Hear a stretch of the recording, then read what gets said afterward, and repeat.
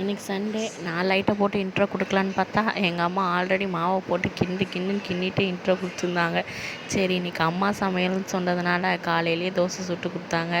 அதனால் தோசை சுடுறது நம்ம கொஞ்சம் நேரம் நின்று வேடிக்கை பார்க்கலாமே, எப்போவுமே நம்ம தானே சுடுறோம், இன்றைக்கி அம்மா சுடுறாங்க, இன்றைக்கி ஒரு வெட்டுவோன்னு சொல்லிட்டு உட்காந்து வேடிக்கை பார்த்துட்டு இருந்தேங்க. தோசை சுடுறத கொஞ்சம் ஜூம்லேயும் அப்படியோ இப்படியோ எடுத்து அந்த தோசை எங்கள் அம்மா எப்படி ஊற்றுறாங்கன்னு கொஞ்சம் நேரம் பார்த்துன்ட்டு கொஞ்ச நேரம் நின்று அம்மாவை கொஞ்சம் வெறுப்பேற்றுவோன்னு சொல்லி வெறுப்பேற்றிக்கிட்டே இருந்தேன்.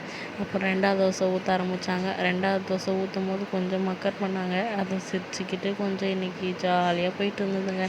அப்புறம் 2வது தோசையும் ஊற்றி 3வது தோசை ஊற்றி 4வது தோசை ஊற்றி தோசை மழையாக போயிட்டு இருந்ததுங்க. இன்றைக்கி இந்த தோசை என்னடான்னா தவாவில் ஒட்டிக்கிட்டு வரவே இல்லை. எங்கள் அம்மா இதை எடுக்காத, இந்த வீடியோ எடுக்காதுன்னு சொல்லி என்னை சிரிப்பு காமிச்சிட்டு இருந்தாங்க. அப்படியே தோசை சுட்டு ஊற்றி ஒரே தட்டில் வச்சு எல்லோரும் சாப்பிட்லான்னு இன்றைக்கி பிளான் பண்ணுவாங்க.